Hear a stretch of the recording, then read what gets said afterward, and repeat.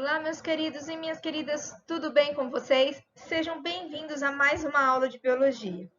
Mas essa aula vai ser diferente do que a gente está acostumado, porque a gente vai entrar num outro assunto. Vamos recordar que quando vocês entraram, no ensino médio, a gente começou a falar uma introdução do que era biologia, aí a gente estudou uma parte chamada ecologia, né, que é o estudo do meio ambiente, da interação dos seres vivos, e depois a gente começou a estudar a citologia, que é o estudo da célula, né? Todo ser vivo é formado de célula. E agora a gente vai começar a estudar um outro ramo da biologia, que é a taxonomia, né? O homem, diante da diversidade da vida, diante de tantos seres vivos diferentes, viu a necessidade de classificar, de organizar os seres vivos. E é nessa aula, nessas videoaulas aí, que é bastante, né, para vocês entenderem, porque vocês estão passando por uma transição, eu vou explicar isso ao longo das videoaulas, né? E essa videoaula é importantíssima. Por quê? Porque a partir de hoje, até o final do segundo ano, nós vamos estudar os grupos dos seres vivos. Sim, nós vamos ficar mais de um ano estudando os grupos dos seres vivos. Os animais, as plantas, as bactérias. E essa aula é a introdução de como, por que animal não é planta, porque planta não é bactéria e assim por diante. Tá bom?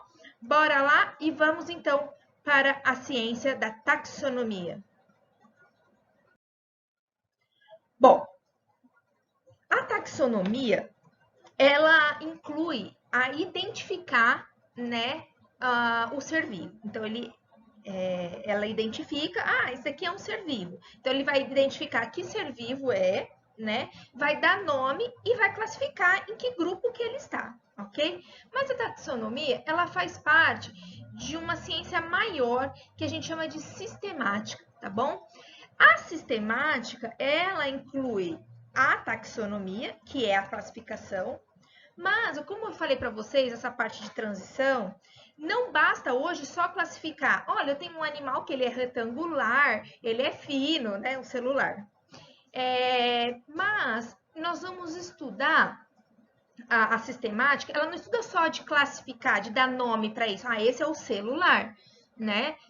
Ela estuda as relações evolutivas. O que é relação evolutiva? Será que o celular ele tem alguma coisa a ver com a calculadora? Né? Ou seja, se fossem dois animais, né, qual é a relação evolutiva? Será que eles são parentes próximos? Será que eles são parentes distantes? E assim por diante, tá bom? Então, até para vocês entenderem, quando eu estava no ensino médio, quase não se falava dessas relações evolutivas, que são as relações filogenéticas que a gente vai ver daqui um pouquinho, tá? Hoje não basta só dar nome pro ser vivo. A gente compara os seres vivos em relação à evolução. Se eles descenderam de um ancestral recente, ou se eles são longe evolutivamente, e assim por diante, tá bom? Então, olha essa figurinha aqui do meu lado, né? Então, a sistemática, ela envolve as hipóteses filogenéticas. Toda vez que vocês virem filogenéticas, é evolutiva, ou seja, a relação de parentesco entre os seres vivos, ok? E inclui a taxonomia, né, e a classificação. Então, aqui vocês vão ver cladogramas, árvores evolutivas, que isso aqui tem em espanhol, né? Aí nós vamos ver um pouquinho mais para frente que isso daqui envolve as hipóteses evolutivas, beleza? Só que não foi sempre assim, né, gente? Hoje, a gente tenta estabelecer, classificar os seres vivos com base na evolução, com base na semelhança e diferença de RNA, de DNA, mas não foi sempre assim, né? Então, agora a gente vai ver um pouquinho dessa história, né? Porque até onde a gente não chegou do nada, ok? Muitas pessoas vieram atrás aí tentando classificar os seres vivos. Então, entender a diversidade, a quantidade de seres vivos sempre foi um desafio para o homem, né? Tantos bichos esquisitos, tantas plantas diferentes, como organizar eles em caixas, né? Como classificar eles? Então, a classificação dos seres vivos, ela é dinâmica, né? Então, o que é hoje pode não ser amanhã, né? Como eu falei para vocês, essa classificação atual que eu vou falar lá nas últimas videoaulas para vocês, eu não vi, né? Eu fui estudar na faculdade e agora para dar aula para vocês. Então é muito dinâmico, ok? Então, qual que é o objetivo da classificação, da sistemática, da taxonomia? É organizar, é separar os organismos em grupos distintos para facilitar o estudo, né? Um parâmetro, isso aqui eu errei, ok? No começo, né, lá antes de Cristo, geralmente a classificação era baseada na locomoção dos seres vivos, não só dos animais, né? Então isso era baseado no movimento. Então, se movimentava, sim, era do reino animal. Se não movimentava, ou seja, se o ser vivo não andava, ele era do reino vegetal, né? Então, esse foi o primeiro sistema de classificação dos seres vivos, baseado no movimento. Parado, vegetal. Andando, animal. Mas será que é tão simples assim? Então, Aristóteles, olha lá, 4 séculos antes de Cristo, 2.500 anos atrás, praticamente, né? Ele já começou, ele era um filósofo, mas ele estava ligado aí nas questões dos seres vivos, da classificação, de entender essa diversidade, tá? Ele falou que os seres vivos poderiam ser organizados numa escala, numa hierarquia. E a gente vai ver isso bem nítido com Linneu daqui nos próximos slides, tá? Ele reconheceu, então, a importância de 2 grandes grupos, os animais e as plantas. Ele dividiu os animais com sangue e animais sem sangue, tá? Que seriam tipo, de uma forma bem grosseira, animais vertebrados e invertebrados, ok? E as plantas, ele dividiu em ervas, gramas, pequenininhas, arbustos, plantas de médio porte e árvores, plantas de grande porte. Então, vocês já observam que há 2.500 anos atrás, já existia essa preocupação de colocar, de organizar os seres vivos em grupos, ok? Mas até então, né, até a descoberta aí da célula, acreditava-se que só existiam seres vivos macroscópicos, ou seja, que eram vistos a olho nu. Né? O homem se embananou todo quando descobriu que além dos seres macroscópicos que a gente consegue enxergar, tinham seres microscópicos. E a presença desses seres microscópicos, como por exemplo as bactérias, protozoários, né, só aconteceu devido à descoberta da célula, né, em 1665 por Robert Hooke, que a gente já viu lá na introdução à citologia. Eu coloquei aqui para vocês entenderem que a descoberta da célula, ela foi um divisor de águas para a classificação dos seres vivos, uma vez que o homem então percebeu, né, comprovou a existência de seres vivos microscópicos. E aí, então, esses seres vivos microscópicos vão ser colocados no reino animal ou no reino vegetal? Ou nós vamos ter que criar um outro reino para eles? Antes de eu começar a responder essas perguntas, né, eu falei para vocês de Linneu, né, Carolus Linneu.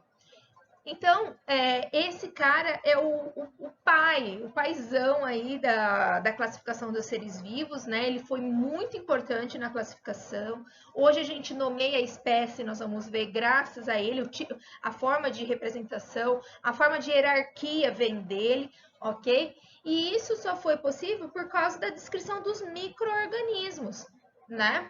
Então, olha só, com a descrição de vários micro-organismos, o que é micro-organismos? Aqueles que a gente só enxerga na célula, né? No microscópio, unicelulares. E com o aumento dos seres vivos macroscópicos, né, do conhecimento, surge o problema de como classificar, ok? E aí, então, esse cara, olha só, já em 1707, imagina o tanto que não passou aí do Aristóteles, né? Ele trouxe grandes contribuições da classificação dos seres vivos. Ele era botânico, zoólogo e médico.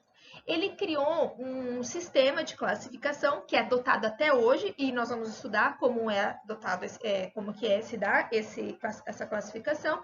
E ele colocou num livro chamado Sistema Nature, né, Sistema Natural. Ele tinha um pensamento criacionista, fixismo, então aqui não envolve classificação evolutiva, ok? O que significa isso? Um stop que meu cachorro tá aqui me chamando. Voltei. Então, o que significa criacionismo? Que as espécies eram imutáveis, ou seja, não mudam, né? Deus criou e assim o fez e ela vai morrer assim, ok? Hoje a gente já sabe que as espécies se modificam ao longo do tempo, que é a evolução. Vamos chegar lá daqui um pouquinho, ok? Então, ele continuou com os dois reinos de Aristóteles, o animal e vegetal, e ele criou um terceiro reino chamado mineral. Eu lembro disso quando eu estudava lá no ensino fundamental, no ginásio, que a gente chama, né? Para os seres inanimados, que não eram seres vivos e que hoje já isso a gente nem chama mais, ok? Então, como eu falei no slide anterior, né, Linneu, ele começou a dar nomes, né, e a colocar os seres vivos em caixas mais organizadas. Essas caixas mais organizadas, sabe aquelas caixas que vão vindo do maior para o menor, né, até ficar aquela caixinha pequenininha, a gente chama na sistemática de categorias taxonômicas, tá? Lembra da taxonomia, que é a ciência que classifica os seres vivos, que dá nome, né? E a gente chama de taxon esse ser vivo em qualquer dessas hierarquias que eu vou falar agora, tá bom? É a unidade, é o ser vivo em qualquer nível desse sistema de classificação. E quem são esses níveis? Então, ó, nós vamos partir do mais amplo, do retângulo maior, para o retângulo menor, ok? Então, o maior, a caixa maior, que cabe mais animais, reino animal, né? Então, no reino animal, cabem muitos animais. Mas nós temos, por exemplo, filo cordado. O que é o cordado? São geralmente os que têm coluna vertebral. Então, por exemplo, o inseto já não vai caber nesse filo, porque o filo cordado tem que ter coluna vertebral, né? Mas dentro dos animais que têm coluna vertebral, tem a classe dos mamíferos, aqueles que mamam, né? Então, por exemplo, o peixe não mama, então não vai ficar ali dentro da classe dos mamíferos. E assim por diante. Então, observa que o reino cabe em muitos animais.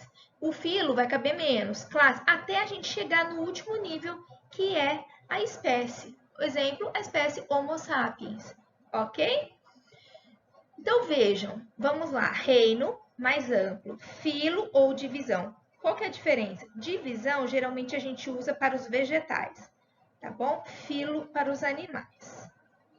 Mas vocês podem achar esses dois. Classe, ordem, família, gênero é com circunflexo, espécie. Ana, eu preciso decorar? Sim, é importante você decorar.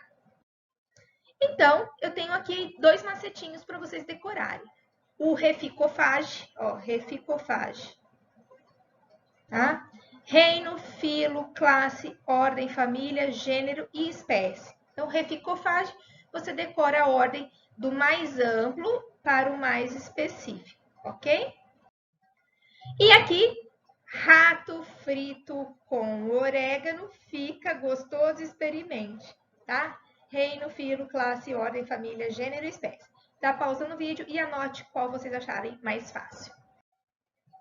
Então, vamos lá agora para outra, que eu estava falando lá do reino animal, né? Vocês esqueçam esse domínio aqui, que eu vou falar mais para o final, tá? Porque esse domínio, ele já é mais atualizado, envolve relações evolutivas, filogenéticas, tá? O Linneu, ele não falou de domínio, ok? Domínio é só mais para frente. Então, vamos lá. O reino. A gente está com o reino dos animais. Então, veja, tem as borboletas, as estrelas do mar, sapo, né? Ursos e assim por diante. Dentro do reino, como eu falei para vocês, tem o filo cordata, que, via de regra, são aqueles que têm coluna vertebral. Não é tão simples assim, mas para vocês que estão entendendo agora, aprendendo agora, fica assim. Todo mundo que tem vértebra, né? Que tem ossos, que seriam os vertebrados, são os cordados, ok? Então, é a partir de peixe. Observa que estrela do mar, borboleta e a esponja do mar não estão mais aqui, porque eles não têm coluna vertebral. Então, vejam que a caixa está funilando, ok? E aí, nós temos a classe dos mamíferos, quase praticamente o exemplo que eu dei. Tá? Peixe não é mamífero, tartaruga não é mamífero, ave não é mamífero, nem sapo. Então, eu não coloco mais esse grupo dentro dos mamíferos, ok? Então, essa é a classe mamália. Depois eu tenho a ordem carnívora, tá? Só um detalhe, não é porque é carnívoro que só come carne, tá? A ordem carnívora tem várias características, uma delas é o tipo de dentição, de mandíbula, ok? Então, por exemplo, golfinho e zebra não são da ordem carnívora, então eles não ficam incluídos aqui, ok? E aí nós temos a família dos ursídeos. Toda vez esse dai aqui é ursidê, tá? Não fala o dai. Família dos ursídeos, que só tem os ursos, né? E depois nós temos o gênero Ursus. E do gênero Ursus, a espécie, né? Aqui, no caso, espécie Ursus americanos, que é o urso preto. Nós temos 3 tipos de urso, né? O marrom, o clarinho, né? E o preto, ok? Então, vejam que essas categorias taxonômicas, cada um desses é um taxon, tá? E aí, então, vai afunilando até chegar no que é espécie. Mais uma vez, olha aqui na esquerda, ó, reficofage, né? Então, nós temos aqui, eu trouxe os principais aqui que a gente conhece, né? Os animais. Então, observa que nós estamos todos eles dentro dos animais, ok? Todos pertencem ao filo cordado. Todos eles pertencem à classe mamífero, mamália. Só que aqui na ordem já é diferente, ó. O cão e o gato são considerados carnívoros, enquanto o chimpanzé e o homem são primatas. Primata que tem dedo opositor, nós vamos ver depois, mais para frente, lá no 3º ano, quem são os primatas, tá bom? E aí, dentro dos carnívoros, ó, vamos pegar só os carnívoros, nós temos o cão pertencente à família dos Canidae e o gato dos Felidae, que o cão é Canis, gênero, e o gato Felis. E a espécie do cão, Canis familiares.